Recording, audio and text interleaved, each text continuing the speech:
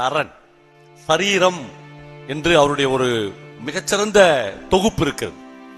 நம்மளே ரொம்ப நாளைக்கு பிறகு நான் படித்த அந்த கதை, நான் சொன்னது மாதிரி இலக்கியம் என்பது எதெல்லாம் உங்களுக்கு திரும்ப திரும்ப நினைவில் வருகிறதோ அதுதான் தி பெஸ்ட் லிட்ரேச்சர்.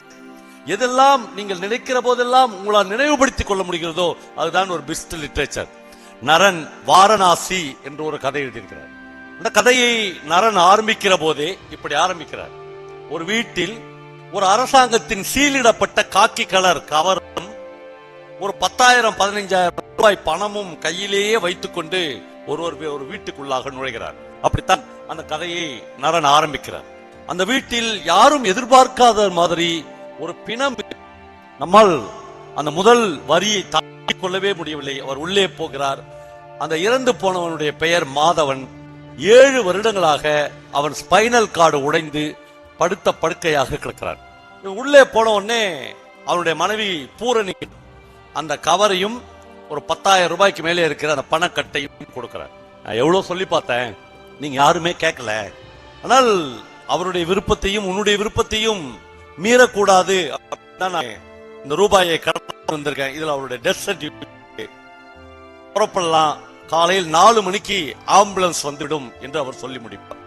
நம்மளை கதை என்னவென்றால், கும்பகோணம் பரஸ்பர கைலாய நிதியில் மேலாளராக வேலை பார்த்த இந்த மாதவன் பணமும் அதிகாரமும் கையில் வருகிற போது மனிதர்களுக்கு கிடைக்கிற எல்லா அட்டூழியங்களும் அகம்பாவங்களும் குடியும் லாட்ஜ் போட்டு சீட்டு விளையாடுறது, பெண்கள் தொடர்பு, இப்படி இருந்து எல்லாவற்றையும் அழித்து இந்த பூரணியை சித்திரவதை பண்ணி கொண்டிருந்த அவனுக்கு ஒரு நாள் ஒரு விபத்தில் ஸ்பைனல் கார்டு உடைந்து 7 வருடமாக படுத்த படுக்கையாக கிடக்கிறார்.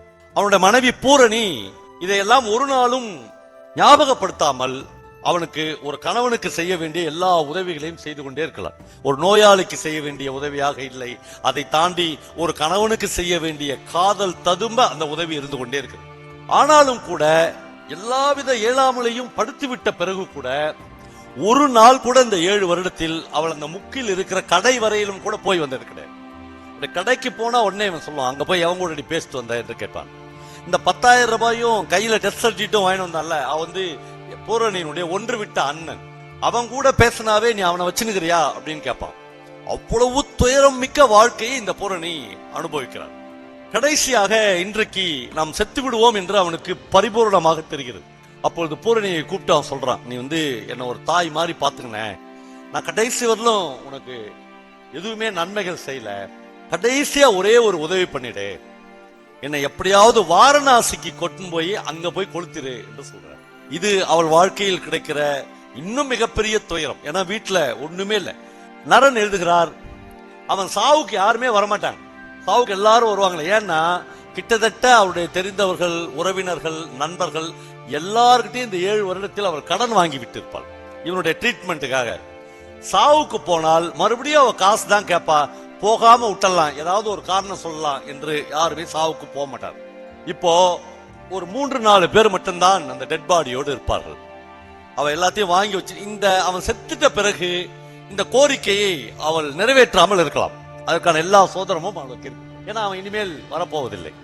ஆனால் தன்னுடைய கணவனுடைய வேண்டுகோளை நிறைவேற்ற வேண்டும் என்று அவள் ஆசைப்படுவாள். இப்ப அதிகாலை 4 மணிக்கு ஒரு ஆம்புலன்ஸ் வரும். கதையை இவ்வளவு நுட்பமாய் நரன் எழுதுகிறார். அந்த டெட் பாடியை எடுத்துட்டு வந்து ஆம்புலன்ஸ்ல ஏற்ற வேண்டும். ஒரு கை பிடிங்க என்று டிரைவர் கிட்ட அவ கேட்கிறா. அதெல்லாம் என்னால முடியாதுன்னு அந்த டிரைவர் சொல்லிக்கொண்டே அவனுடைய தலையை பிடிக்கிறார். மனிதன் மகத்தான சல்லிப்பயல் என்று ஜி நாகராஜன் சொல்கிறார்.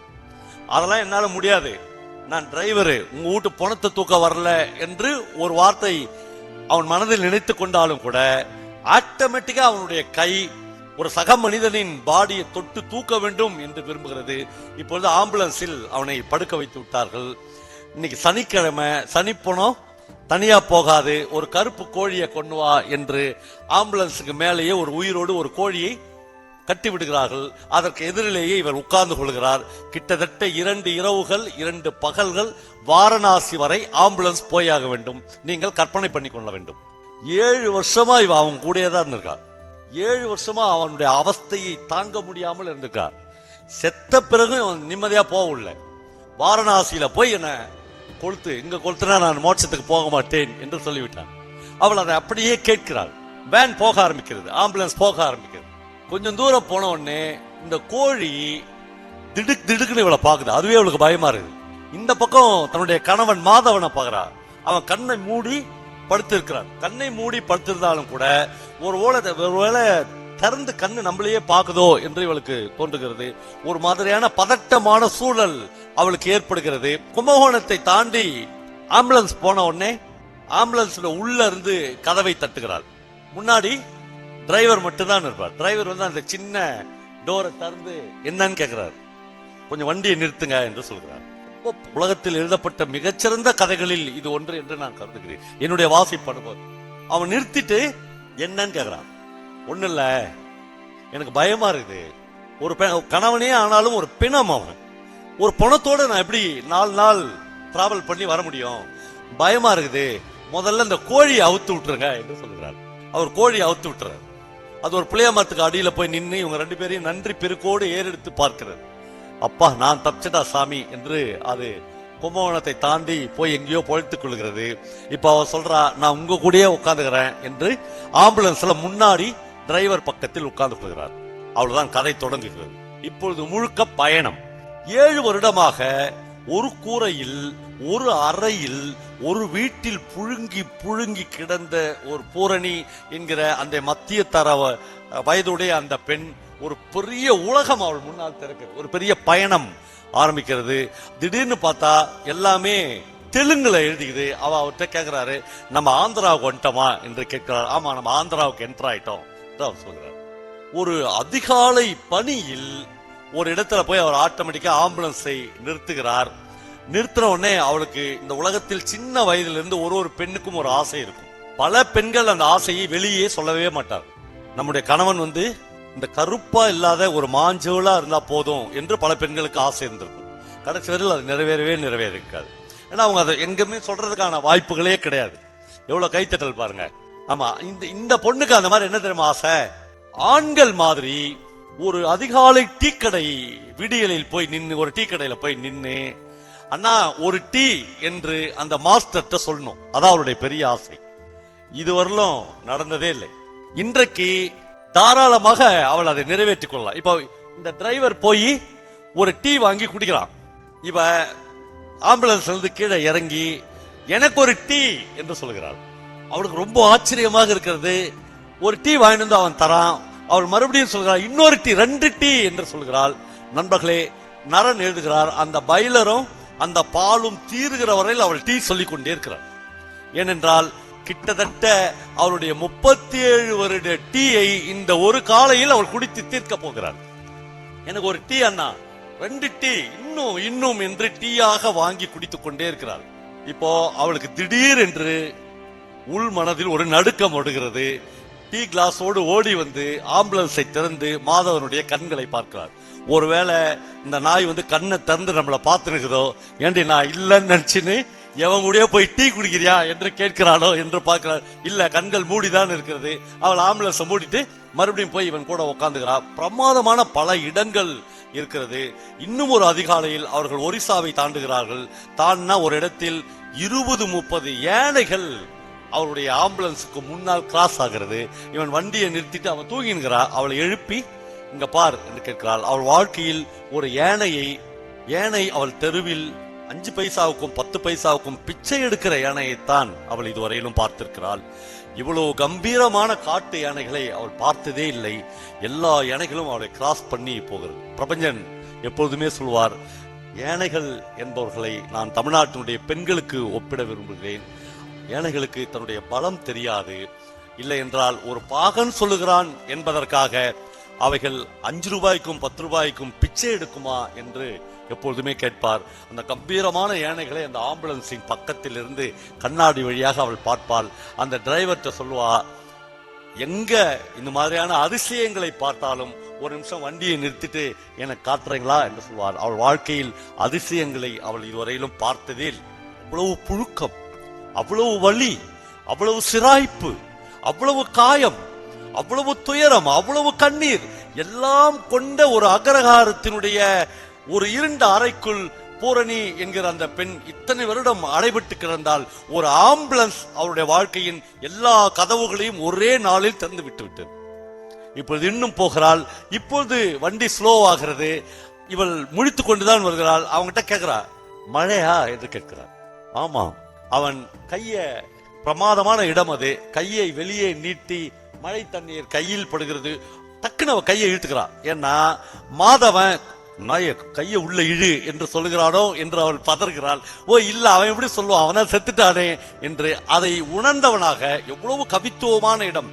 இந்த டிரைவரு அவள் கையை பிடிச்சி மறுபடியும் மழைக்காக காட்டுவான். இந்த பொண்ணை இறங்கி போய் எவ்வளவு முடியுமோ அவ்வளவு இந்த மழையில் நனைந்து கொள் என்று அந்த டிரைவர் சொல்றான். நண்பர்களே, 2 நாளைக்கு முன்னால் வரையிலும் இந்த பொண்ணு யாருன்னு அவனுக்கு தெரியாது, இந்த டிரைவர் யாருன்னு அவளுக்கு தெரியாது. மனிதர்களுக்குள்ளாக இவ்வளவு நட்பும் இவ்வளவு தோழமையும் இவ்வளவு அன்பும் பீரிடுகிற ஒரு இடம் வருகிறது. அவள் மழையில் ஆசை தீர நனைகிறாள். நனைந்து கொண்டே ஒரு நிமிஷம் அந்த டிரைவரை பார்த்து சொல்கிறாள், நீங்களும் வாங்க மழையில் நனையலாம் என்று சொல்கிறாள். அவனும் சேர்ந்து அந்த மழையில் நனைகிறான். நனைச்சு முடிச்சுட்டு 2 பேரும் வண்டியில் உட்கார்ந்து புறப்படுகிறார்கள். அவன் சொல்றான், நீங்க போய் ட்ரெஸ் மாத்திக்கங்க என்று சொல்கிறான். அவன் சொல்றான், இல்ல 7 வருடமாக இந்த உடம்பு, இந்த திரேகம் காய்ந்து போய் இருக்கிறது. எனக்கு இந்த ஈரம் தேவைப்படும். இந்த ஈரத்திலேயே நான் பயணம் செய்ய விரும்புகிறேன். 7 வருடமான புழுக்கம் இந்த மழை நீரில் அடித்துக் கொண்டு போக வேண்டும் என்று நான் ஆசைப்படுகிறேன். ஒரு வகையில் குழந்தையை தண்ணீரில் குளிப்பாட்டுவார்களே, அப்படி குளிப்பாட்டி பரிசுத்தமான ஒரு மனுஷியாக நான் மாற வேண்டும் என்று ஆசைப்படுகிறேன். நீங்க வண்டியை ஓட்டுங்க என்று சொல்கிறார்.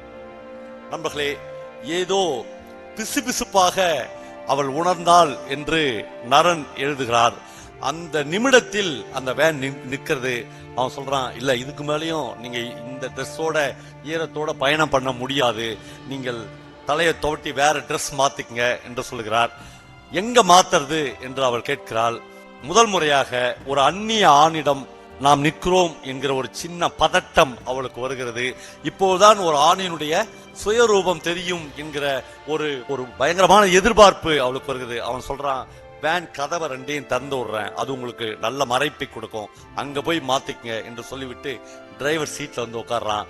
இப்போ அவ அங்க போய் மாற்ற போகிறாள். நரன் எழுதுகிறார், மீண்டும் ஒரு முறை என் உயிரே போனாலும் செத்த பிணமே ஆனாலும் மாதவன் முன்னால் என் நிர்வாணத்தை காட்ட முடியாது என்று அவள் முடிவு எடுத்து அந்த கதவை மூடிவிட்டு மறுபடியும் டிரைவர் வந்து, இந்த இடம் எனக்கு செட் ஆகல, நான் அந்த இருட்டில் போய் ட்ரெஸ் மாத்திக்கிட்டுமா என்று கேட்கிறாள்.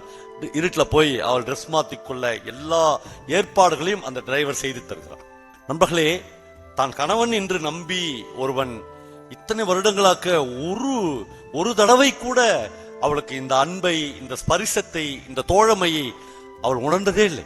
யாரோ ஒரு டிரைவர், யாரோ ஒரு ஆம்புலன்ஸ் டிரைவர் இந்த நீண்ட பயணத்தில் இவ்வளவு தோழமையை, இவ்வளவு அன்பை, இவ்வளவு பிரியத்தை ஒரு மனுஷி மீது கொட்டிக்கொண்டே இருக்கிறார்.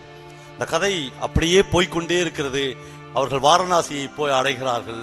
வாரணாசியில் அவனை தூக்கி அந்த சிதையில் வைத்து கொளுத்தி முடிக்கிறார்கள். கதையை நான் இன்னும் விரிவாக சொல்ல முடியும், ஆனால் நான் அதற்குள்ளாக போக விரும்பவில்லை.